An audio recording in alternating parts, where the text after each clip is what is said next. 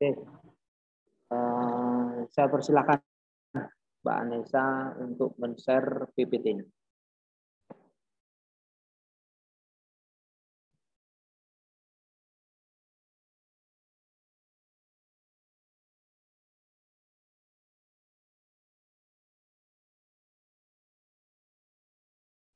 Apakah sudah terlihat? Sudah. Assalamualaikum warahmatullahi wabarakatuh. Waalaikumsalam warahmatullahi wabarakatuh. Selamat pagi. Untuk hari ini, saya Anessa Olivia, nomor absen 3, akan mempresentasikan tentang hak atas kekayaan intelektual. Next. Yang pertama, yang akan dibahas yaitu mengenai pengertian.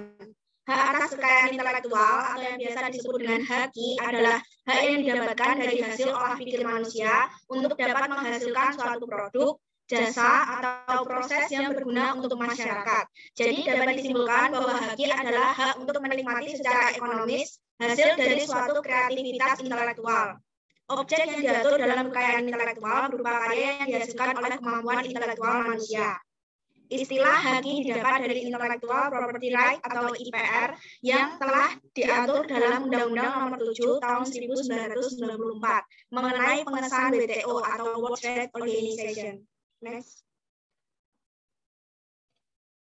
Lalu berikutnya pengertian hak atas kekayaan intelektual menurut para ahli. Yang pertama dari Peter Mahmud Marzuki. Hak kekayaan intelektual adalah suatu hak yang timbul dari karya intelektual seseorang yang mendatangkan keuntungan material. Keuntungan material inilah yang dapat memberikan kesejahteraan hidup. Selanjutnya dari Muhammad Jumhana dan R. Jubaidillah. Menurut beliau, hak kekayaan intelektual merupakan hak yang berasal dari hasil kegiatan kreatif, kemampuan daya pikir manusia yang diekspresikan kepada khalayak umum dalam berbagai bentuk yang bermanfaat dalam menunjang kehidupan manusia karena memiliki nilai ekonomis. Bentuk nyata dari kemampuan tersebut misalnya dalam bidang teknologi, ilmu pengetahuan, seni, dan sastra. Next. Berikut ilustrasi gambarnya. Yang pertama ada manusia dengan ide dan kekayaan intelektualnya. Lalu terciptalah karya cipta atau invensi berupa produk dan atau proses. Hingga muncullah hak kekayaan intelektual. Next. Pembahasan selanjutnya mengenai fungsi dan tujuan hak atas kekayaan intelektual. Berikut ini adalah fungsi dan tujuan utama dari diciptakannya hak atas kekayaan intelektual. Antara lain yang pertama, sebagai perlindungan hukum terhadap pencipta yang dipunyai perorangan ataupun kelompok atas jerih payahnya dalam pembuatan hasil cipta karya dengan nilai ekonomis yang terkandung di dalamnya. Yang kedua, mengantisipasi dan juga mencegah terjadinya pelanggaran atas hak atas kekayaan intelektual milik orang lain. Yang ketiga, meningkatkan kompetisi, khususnya dalam hal komersialisasi kekayaan intelektual. Karena dengan adanya hak atas kekayaan intelektual akan mendorong para pencipta untuk terus berkarya dan berinovasi, dan bisa mendapatkan apresiasi dari masyarakat. Yang keempat, dapat dijadikan bahan pertimbangan untuk menentukan strategi penelitian dan industri. Next.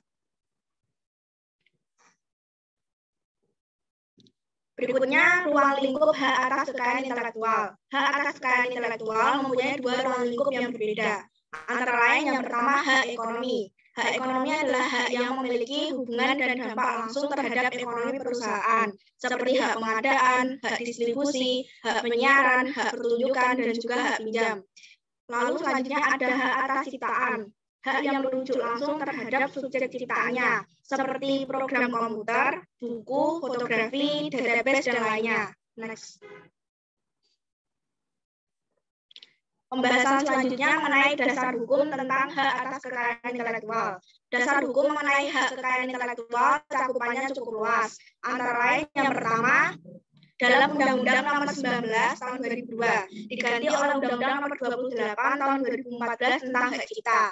Berisi tentang hak cipta, pencipta, perlindungan hak cipta, dan juga ciptaan yang dilindungi. Yang kedua, dalam Undang-Undang Nomor 4 Tahun 2001 tentang paten. Berisi tentang inventor dan juga pemegang hak paten. Yang ketiga, dalam Undang-Undang Nomor 15 Tahun 2001 tentang merek. Berisi tentang merek, merek dagang, merek jasa, merek kolektif, dan jangka waktu perlindungan terhadap merek. Next. Selanjutnya, yang keempat, dalam Undang-Undang Nomor 31 Tahun 2000 tentang desain industri, berisi tentang desain industri dan jangka waktu perlindungannya. Yang kelima, dalam Undang-Undang 32 Nomor 32 Tahun 2000 tentang desain tata letak sirkuit terpadu, berisi tentang desain tata letak dan juga sirkuit terpadu.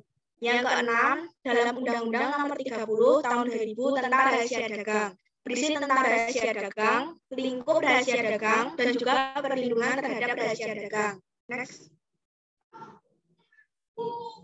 Pembahasan berikutnya mengenai prinsip haki atau hak atas kekayaan intelektual. Yang pertama, terdapat prinsip ekonomi, yang merupakan hak atas kekayaan intelektual memiliki manfaat serta nilai ekonomi yang dapat memberikan keuntungan terhadap pemilik hak cipta. Yang kedua, terdapat prinsip kebudayaan. Hak atas kekayaan intelektual meningkatkan pengembangan kebudayaan baik dari ilmu pengetahuan maupun aspek lainnya dan meningkatkan taraf kehidupan bagi masyarakat. Yang ketiga, ada prinsip keadilan. Hak atas kekayaan intelektual memiliki kekuasaan dalam penggunaan terhadap hak cipta miliknya dan tidak dapat dimanfaatkan tanpa izin dari pemilik hak cipta. Yang keempat, terdapat prinsip sosial. Hak atas kekayaan intelektual merupakan suatu kesatuan yang dibuat dengan memikirkan keseimbangan antara kepentingan individu dan juga masyarakat luas. Next. Pembahasan selanjutnya tentang jenis-jenis hak atas kekayaan intelektual. Secara garis besar, hak atas kekayaan intelektual terbagi menjadi dua jenis, yaitu yang pertama hak cipta. Hak cipta diberikan khusus kepada para pencipta, dan mereka memiliki hak eksklusif untuk dapat mengumumkan atau memperbanyak hasil ciptaannya. Yang kedua, yaitu hak kekayaan industri. Hak kekayaan industri adalah hak yang melindungi suatu perusahaan dari berbagai macam plagiarisme, dan juga dapat mengatur segala sesuatu dalam lingkungan industri. Next. Berikut adalah jenis perlindungannya. Yang pertama, paten. Hak paten adalah hak eksklusif yang diberikan kepada orang atau kelompok yang berhasil memecahkan masalah tertentu dengan sebuah teknologi. Yang kedua, ada merek. Merek merupakan tanda berupa gambar dan nama yang terdiri dari kata, huruf, dan A yang ditujukan agar menjadi suatu pembeda dalam kegiatan perdagangan produk atau jasa. Yang ketiga, yaitu desain industri. Desain industri adalah olahan karya mengenai bentuk, komposisi warna, dan garis yang memberikan suatu kesan pada barang. Yang keempat, desain tata letak sirkuit terpadu. Sirkuit terpadu merupakan suatu produk jadi atau setengah jadi yang di dalamnya terdapat banyak elemen-elemen pembentuk yang terintegrasi sehingga menghasilkan fungsi elektronik. Yang kelima, ada rahasia dagang. Rahasia dagang merupakan hak informasi yang berkaitan teknologi atau bisnis dan memiliki nilai ekonomi namun tidak perlu diketahui oleh masyarakat.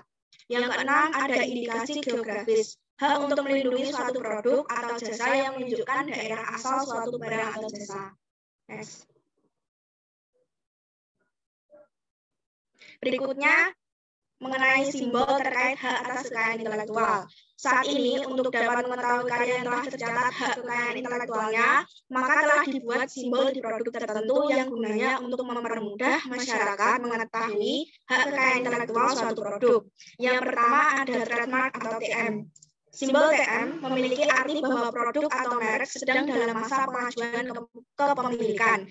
Lalu selanjutnya ada service mark atau SM. Simbol SM digunakan untuk menandai suara-suara tertentu. Misal suara unik yang ada dalam suatu film. Selanjutnya ada registered mark atau R. Simbol R menandakan produk tersebut sudah terdaftar dengan legal hak atas kekayaan intelektualnya. Selanjutnya yang terakhir copyright. Simbol C artinya menunjukkan kepemilikan hak cipta. Maka jika ingin dilakukan publikasi perlu dicantumkan sama pemilik hak cipta. Next. Berikut referensi yang saya ambil. Next. Terima kasih, mohon maaf bila saya ada salah kata maupun ucapan. Terima kasih untuk perhatiannya. Wassalamualaikum warahmatullahi wabarakatuh. Waalaikumsalam warahmatullahi wabarakatuh. Silakan Mbak Yana di moderatori. Oke, selanjutnya jika ada yang ingin bertanya dipersilahkan.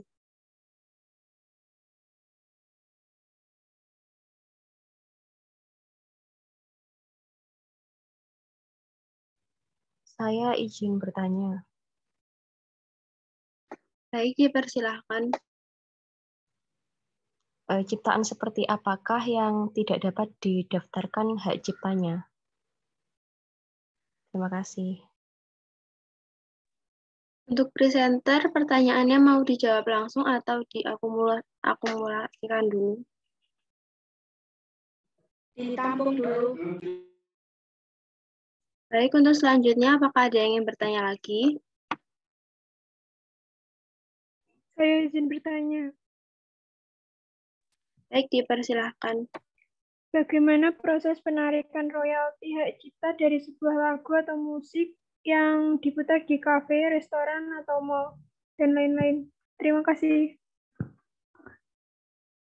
Terima kasih. Untuk selanjutnya, apakah ada yang ingin tanyakan lagi?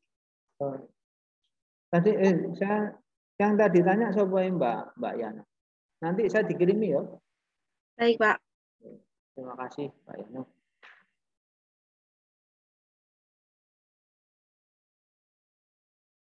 Selanjutnya, apakah ada yang ingin bertanya lagi? Izin bertanya. Baik, dipersilahkan.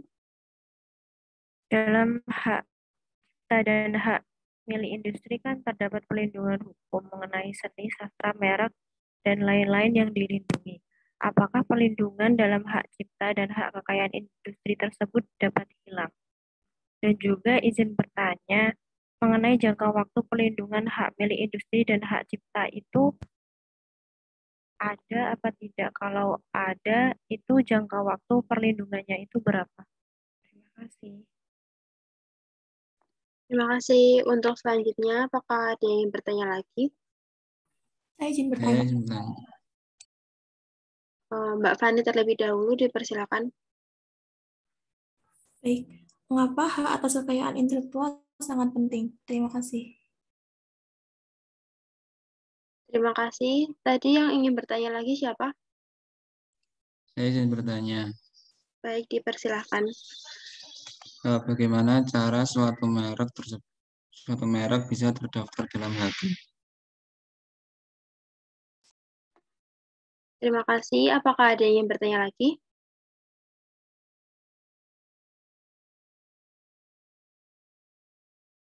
Jika tidak ada, dipersilakan kepada presenter untuk menjawab pertanyaannya.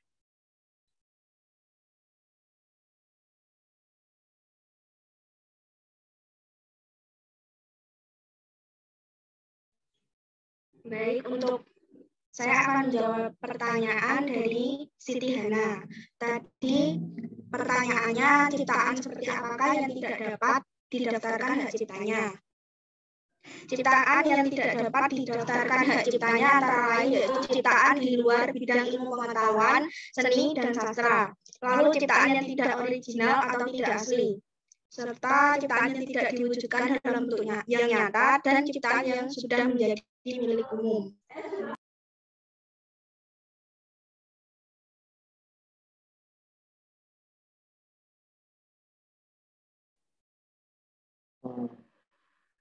Tadi pertanyaan siapa?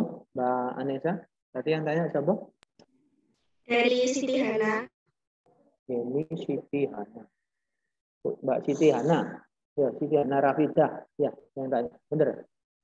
Iya, Pak. Benar. Oh iya. Sampai balen ya. Pertanyaannya apa? Pertanyaannya sampai apa, Mbak Siti? Ciptaan seperti apakah yang tidak dapat didaftarkan hak ciptanya? Ciptaan apa yang tidak bisa didaftarkan hak ciptanya? Benar ya? Ya. Oke. Jawabannya Anessa apa? Jawabanmu, Mbak Anessa. Ciptaan yang tidak dapat didaftarkan hak ciptanya antara lain ciptaan di luar bidang ilmu pengetahuan, seni, dan sastra. Lalu ciptaan yang tidak original atau tidak asli. Lalu ciptaan yang tidak diwujudkan dalam bentuk yang nyata. Lalu ciptaan yang sudah menjadi milik umum.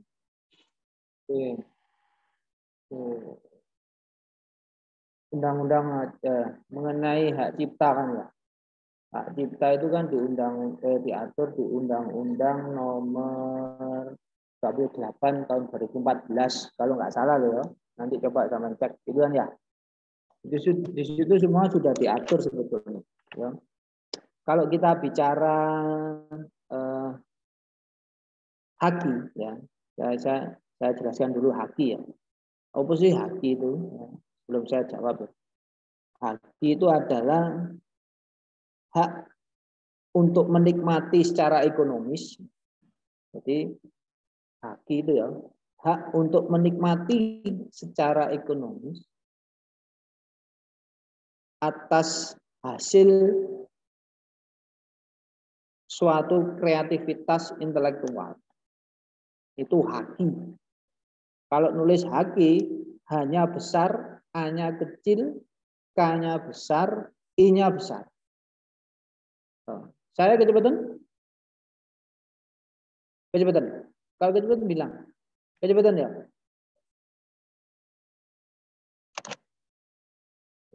Ya, kecepatan. Saya kecepatan enggak? Tidak, Pak. Tidak ya. Jadi saya ulangi lagi ya. Haki itu adalah hak untuk menikmati secara ekonomis atas hasil suatu kreativitas intelektual. Jadi ada hak ekonominya. Jadi ada istilahnya bisa kita artikan ada hasil berupa dana yang nanti akan kita terima ketika orang lain menggunakan kreativitas intelektual kita. Misalnya Vanessa senengane musik gambus, menciptakan lagu-lagu gambus gitu ya. Suatu saat lagunya dinyanyikan Mbak Fani, ya maka dapat royalti dia, gitu ya. Jadi ada nilai ekonomi yang akan dia nikmati, gitu ya. Itu haki. Haki macam-macam. Ada hak cipta, ada paten, ya, ada merek, gitu ya. Ada desain industri dan tata letak, gitu ya. Rahasia dagang, ya, itu haki. Ya. Nah, kemudian tadi ada pertanyaan, hak cipta apa yang tidak bisa didaftarkan? Kalau nggak salah gitu ya, Mbak Siti tadi tanya gitu. Sudah dijawab Mbak Anessa. Ya, ciptaan yang sudah didaftarkan sebelumnya, mesti kita mendaftarkan sesuatu yang sudah ada, itu yang nggak bisa. Ya. Jelas ya? Nah, jadi sesuatu yang sudah didaftarkan ya nggak bisa kita daftarkan. Saya cuma menambahkan saja. Sebenarnya masih ada yang kurang tadi yang disampaikan. Ciptaan-ciptaan yang mengandung sara, unsur-unsur sara, unsur-unsur penghinaan, ya, unsur-unsur yang berbau pornografi, gitu ya. Misalnya nulis cerita, tapi cerita-cerita yang terkait dengan isu-isu sara yang membuat perselisihan. Bangsa kita kan bangsa yang majemuk, gitu ya. Nulis membanding-bandingkan, tulisan yang membanding-bandingkan suku A dengan suku B, gitu ya. Nah, itu kan tulisan-tulisan semacam itu kan bisa didaftarkan sebagai hak cipta, tapi akan ditolak karena menimbulkan kontroversi itu tadi, gitu ya. Itu jelas. Atau nulis atau buat lagu yang berbau-bau porno, gitu, ya jelas ditolak, nggak bisa didaftarkan, gitu ya. Nah, kalau di Indonesia nggak bisa. Ya mungkin kalau di tempat lain, maksudnya di tempat lain, di negara lain mungkin bisa. Kalau di kita nggak bisa, karena kita bangsa Timur yang sangat menjunjung tinggi adat istiadat. Gitu. Apalagi kita bangsa yang religius, di mana mayoritas masyarakatnya kan beragama Islam itu, jelas ditolak. Jadi itu Mbak Siti, ya jawabannya itu.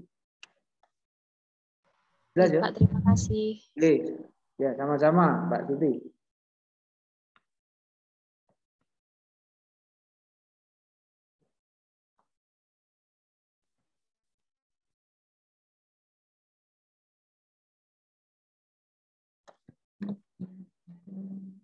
Baik, presenter dipersilakan untuk menjawab pertanyaan selanjutnya.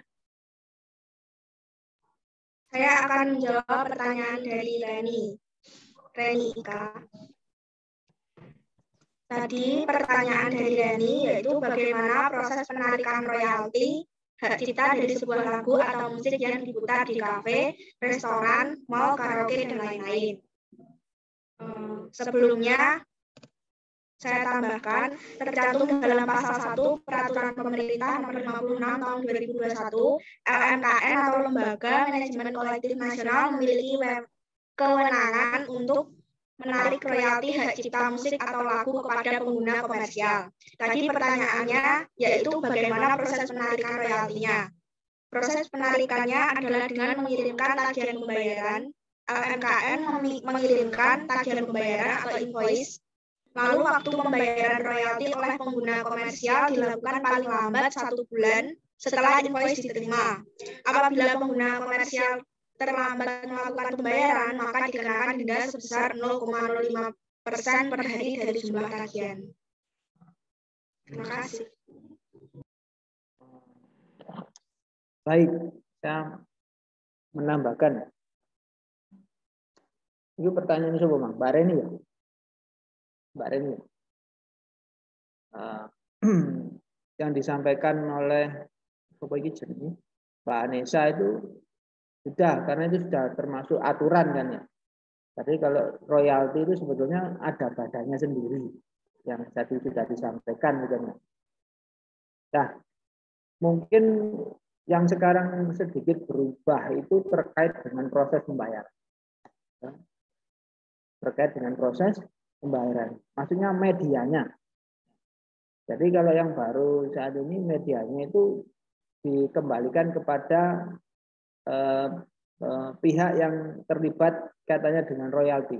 Misalnya kafe-kafe, misalnya Mbak Yana buka kafe, lagu-lagunya pakai lagu-lagunya siapa gitu kan ya. Misalnya lagu Sabdian, misalnya lagu Sabdian. Kan dia harus bayar royalti itu, ya, karena penggunaan lagu itu kan ya. Nah, untuk proses pembayarannya terserah. Kalau yang sekarang itu diserahkan para pihak bagaimana, melalui transfer langsung atau bagaimana. Tetapi lewat badan royalti itu tadi yang disampaikan Mbak Anessa. Ya, kalau sekarang modelnya begitu. Nah, fleksibel. Karena apa?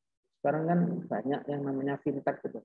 Penggunaan literasi keuangan terutama, finansial teknologi. Jadi waktunya cuma itu tadi 1 bulan. Itu ya. Terima kasih. Tambahnya itu tambahan dari saya. Sudah? Terima kasih. Ya. Iya, sama-sama. Pertanyaan selanjutnya, Sobo? Selanjutnya pertanyaan dari Fani. Dari Fani Ayu. Pertanyaannya, mengapa hak atas kekayaan intelektual sangat penting? Hak atas kekayaan intelektual sangat penting karena sebagai perlindungan hukum kepada pencipta, juga terhadap hasil karya. Hal ini mungkin timbul karena adanya hak atas kekayaan intelektual akan memberikan motivasi kepada para pencipta, industri, dan masyarakat luas untuk dapat berkarya dan berinovasi, serta mendapatkan apresiasi dari ciptaannya tersebut. Terima kasih. Baik, saya akan menambahkan. Itu tadi pertanyaan siapa, Anessa? Dari Fani Ayu. Pak Fani Ayu ya. Pertanyaannya mengapa haki itu sangat penting gitu kan ya. Jadi haki itu penting itu tergantung dari individu. Individu yang maksudnya begini. Haki itu penting tergantung dari orang itu memandang. Kenapa? Ya.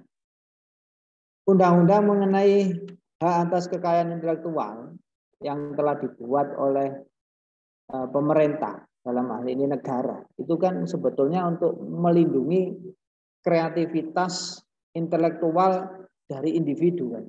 Sebetulnya kan itu kan ya. Nah, maka pemerintah membuat undang-undang itu. Nah, mengenai individu itu ingin mendaftarkan atau tidak, nah, itu kebebasan bagi dirinya sendiri. Yang penting negara sudah punya aturan untuk melindunginya. Perkara dia mau mendaftarkan atau tidak itu terserah. Jelas ya. Kalau individu itu ingin mendaftarkan berarti menganggap bahwasanya hasil kreativitasnya itu penting, maka dia daftarkan, gitu. Bisa dipahami ya. Misal contoh nih apa ya? Aku apalin saja, misalnya Alvina ini perancang busana muslim, buat model-model hijab gitu ya. Kemudian model-modelnya didaftarkan, ya, didaftarkan sebagai apa ini hak atas kekayaan intelektualnya gitu kan ya. Daftarkan. Apabila suatu saat ada yang menggunakan model-modelnya, harus izin sama Alvina. Itu contohnya kalau Mbak Alvina menganggap bahwasanya model yang dibuat itu penting. Tapi kalau nggak penting, ya nggak akan didaftarkan. Biasanya baru merasa penting itu kalau terjadi masalah. Ya. Misalnya nggak didaftarkan, kemudian modelnya ditiru orang lain yang meniru itu kemudian mengklaim atau mendaftarkan kepada hak cipta, misalnya kepada Dijen Haki gitu. Baru Mbak Alvina kroso lho, iku ben aku sing gawe kok sing daftarno si A gitu ya. Itu baru merasa penting gitu kan ya. Jelas ya? Bisa dipahami enggak? Ya. Makanya tujuannya pemerintah membuat undang-undang itu apa sih? Meskipun ciptaan itu katakanlah ke depannya itu populer atau tidak, ya lebih baik saudara daftarkan kalau merasa itu penting, gitu loh ya. Bisa dipahami ya. Biasanya itu terjadi di lagu, nyetakno lagu, ya ngorono ono sing ngrungokno kok enak, digawe, didaftarno terkenal, baru sebenarnya sering lihat di televisi. Ada beberapa orang yang mengklaim itu ciptaannya setelah lagu itu terkenal, kan gitu kan ya. Bisa dipahami ya. Nah, itu maksudnya. Mungkin itu tambahan saya. Terima kasih.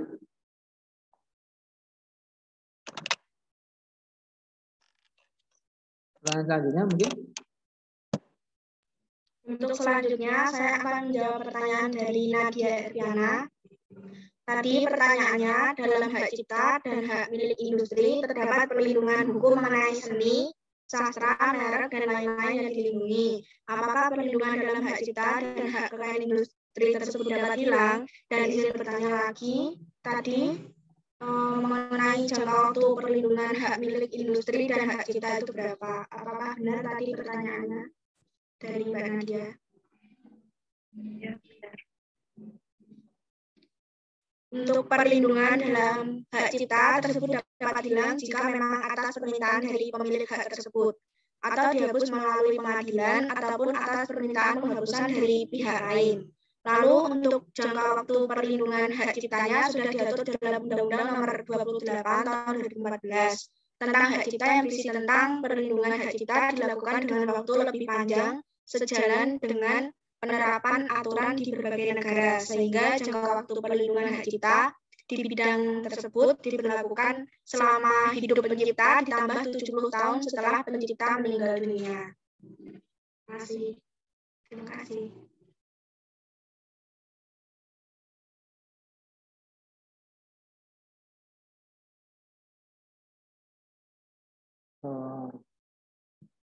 Pertanyaan tadi apa? Coba ini jenenge Manesa.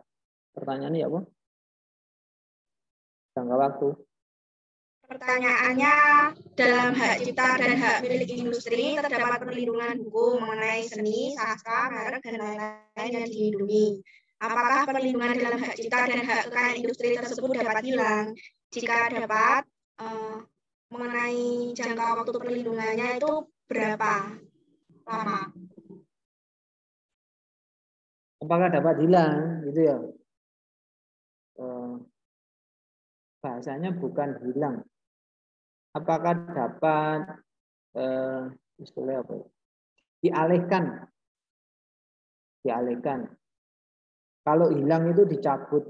Ya. Dicabut itu karena ada sesuatu yang baru. Ya. Yang mencabut siapa? Ya pemiliknya sendiri. Ya. Kemudian hak cipta jangka waktunya itu seumur hidup. Ditambah 70 tahun. Kalau dulu 50 tahun. Sekarang aturan baru 70 tahun. Misal menciptakan lagu itu seumur hidup. Misalnya seperti Gesang, Pak Gesang. Ya. Meninggal gitu kan ya. Meninggal.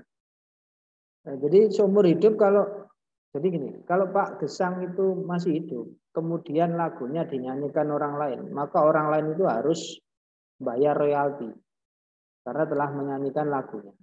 Gitu kan ya. Nah, sekarang Pak Gesang itu kan meninggal. Maka meninggal itu umur ciptaannya itu 70 tahun. Ya, setelah dia meninggal jangka waktunya 70 tahun. Jadi kalau dia sudah meninggal, royaltinya jatuh kepada ahli warisnya. Jangka waktunya 70 tahun. Jadi kalau lagunya dinyanyikan, maka dia tetap mendapatkan royalti. Selama, yaitu tadi, berlakunya selama 70 tahun. Lalu bagaimana kalau penciptanya ada dua? Kalau penciptanya ada dua bagaimana? Ya seumur hidup dari pencipta yang kedua. Misalnya pencipta yang pertama meninggal, gitu kan ya. Pencipta yang kedua masih hidup, ya nunggu sampai seumur hidupnya pencipta kedua ini. Nah, kalau pencipta kedua sudah meninggal, maka berlaku lagi 70 tahun perpanjangan.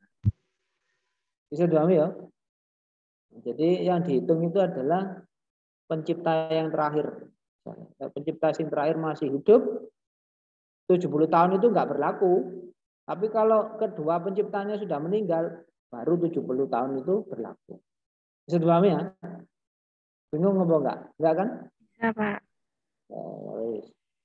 Itu jawabannya, Mbak.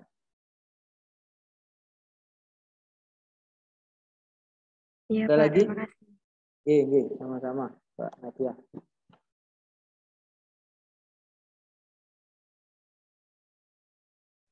Selanjutnya, presenter dapat menjawab pertanyaan terakhir.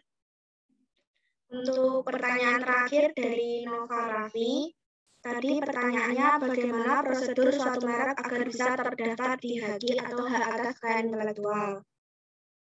Yang pertama yaitu melakukan pendaftaran ke Direktorat Jenderal Kekayaan Intelektual, lalu melakukan pemeriksaan kelengkapan persyaratan pendaftaran merek. Selanjutnya, pendaftaran yang telah memenuhi persyaratan minimum diberikan tanggal penerimaan. Lalu pengumumannya dimuat di dalam berita resmi merek dalam waktu paling lama 15 hari sejak tanggal penerimaannya. Selanjutnya, pemeriksaan substansi merek. Pemeriksaan substansi merupakan pemeriksaan yang dilakukan oleh pemeriksa terhadap permohonan pendaftaran merek. Selanjutnya dilakukan persetujuan didaftarkannya atau ditolak. Lalu penerbitan sertifikat merek. Selanjutnya sertifikat merek diterbitkan oleh menteri sejak merek tersebut terdaftar. Lalu yang terakhir, merek terdaftar mendapat perlindungan hukum untuk jangka waktu 10 tahun sejak tanggal penerimaan, yaitu tanggal permohonan yang telah memenuhi persyaratan minimum. Terima kasih.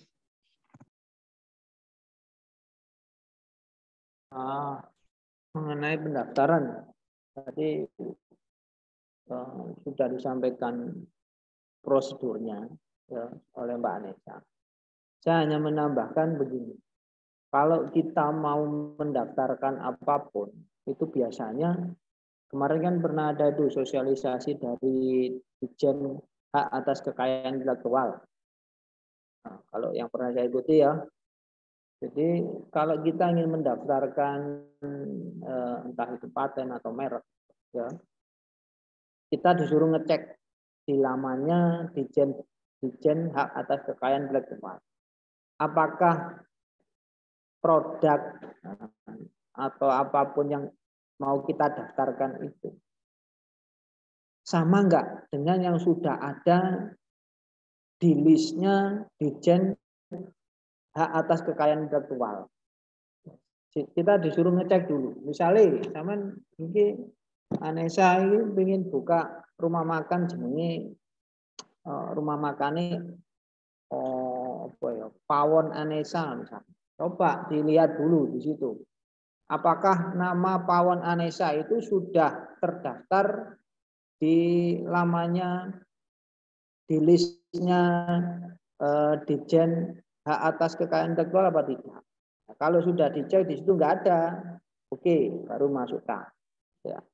Kalau sudah dimasukkan, dilihat lagi tulisannya, ya, tulisannya itu mirip dengan tulisan yang sudah ada di situ apa enggak? Maksudnya ada produk yang mirip dengan dia apa enggak? Jadi dicek dulu.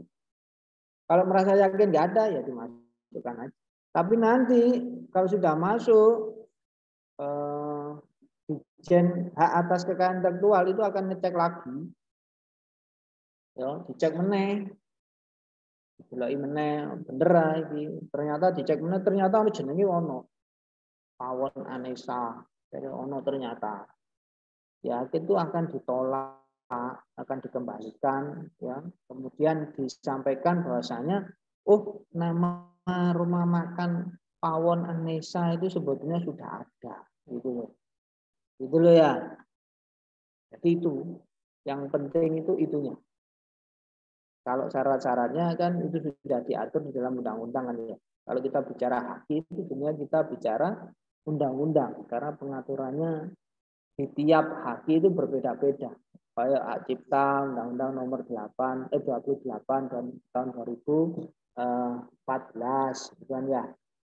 Kemudian merek Undang-Undang nomor 20 tahun 2016 gitu kan ya.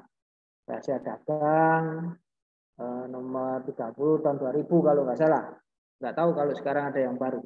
Kemudian paten nomor 13 tahun 2016. Jadi semuanya itu sudah diatur di undangnya masing-masing. Jadi itu ya, itu tambahan saya. Silakan. Ada pertanyaan lagi mungkin? Atau sudah selesai? Terserah.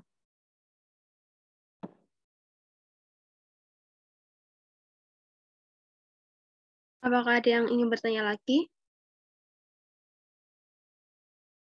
Ada yang bertanya? Ada. Kalau gitu saya yang bertanya. Satu saja. Saya bertanya nang Mbak Anissa. Mbak Anissa, saya tanya ini. Sampean kalau merek, sampean seneng apa? Seneng ngoleksi apa? Tas, jilbab, sepatu, kaos kaki, anduk mungkin apa? Apa senengane? Sampean ngoleksi apa? Jam mungkin. Apa? Apa senenganmu? Sepatu sepatu mereknya apa? Sepatu sampean mereknya apa? Seneng merek apa? Seneng merek apa?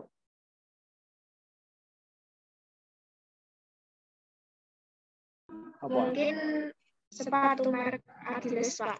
Adidas. Oke, wis. Vanessa seneng iki, saking cintae Mbak Adidas nganti apa iki jenenge selimute tulisannya Adidas. Pokoke kabeh tulisannya Adidas. Kamare temboke tulisnya Adidas. Saking cintanya gitu. Baru suatu saat itu ngambil tulisan Adidas. Adidas itu merek kan ya.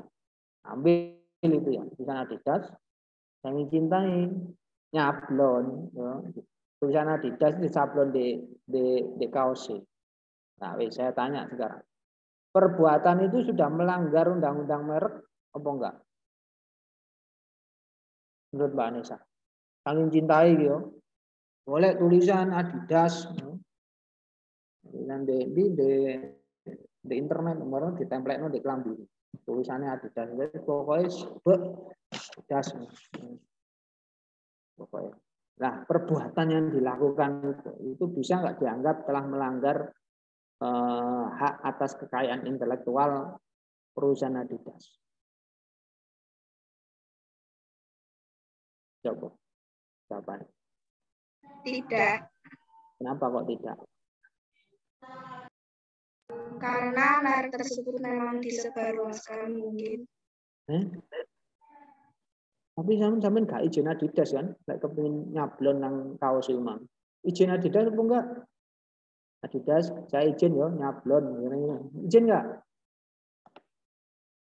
Tidak, Pak. Nah, lek gak izin konsekuensinya apa? Katakanlah Adidas, oke, mereknya memang disebarkan di internet. Tapi kan Adidas nggak pernah itu bilang kalau logo-logonya yang saya sebarkan di internet bisa saudara ambil, kemudian saudara tempelkan di baju untuk disablon, kan nggak pernah bilang begitu Adidas. Ya, kalau Adidas jawabnya gitu loh, Mbak, saya kan nggak pernah nyuruh itu untuk sampean sablon di baju ini sampean. Ya bu jawabannya sama. Kalau ditanya Adidas gitu loh ya. Ya bu. Berarti termasuk menjiplak logonya. Yakin? Berarti termasuk pelanggaran karena menjiplak logonya. Kamu pernah fotokopi? Buku, fotokopi buku? Sudah izin penulisnya atau penerbitnya kalau fotokopi? Tidak. Melanggar hak cipta berarti. Ya. Kalau di Malang itu ada. Teman kalau pernah ke Malang itu di daerah Dinoyo itu ada fotokopian yang hanya mau memfotokopi buku yang sudah ditandatangani atau disetujui penerbit atau penulisnya. Dan fotokopi itu sepi. Ya, sepi. Tapi tetap ada. Fotokopi itu sepi. Ya, jadi gini, fotokopi itu mau menerima fotokopian yang hanya ada persetujuan dari penerbit atau dari penulisnya. Sepi fotokopinya, tapi ada, tetap berdiri. Tujuannya apa fotokopi itu ada? Sebetulnya apa tujuannya fotokopi itu ada? Menyadarkan kita untuk menghargai apa itu jenis kreativitas orang lain, gitu kan ya? Iya, Bora. Jadi kalau ingin fotokopi di situ itu harus ada izin dari penerbit atau penulisnya. Itu pun kalau memfotokopi hanya 10 lembar. Lebih itu nggak boleh. Satu hari itu 10 lembar. Jadi kalau kepingin 20 lembar ya besoknya lagi izin lagi. 20 lembar. Bisa doang ya. Jadi fotokopi itu sepi, meskipun sepi tetap ada, itu sebetulnya menyindir kita, ya, menyindir kita itu harus menghargai apa istilahnya kreativitas orang lain, gitu ya. Ada itu juga, ya. Jadi perbuatan Mbak Anessa yang menyablon apa maksudnya? Tulisan Adidas itu ya, atau logonya atau apa ya, itu nggak dikenakan, nggak dianggap melanggar kalau kaosnya tadi itu nggak dijual ke orang lain. Ya. Kaosnya nggak dijual ke orang lain, maksudnya dipakai sendiri gitu loh ya.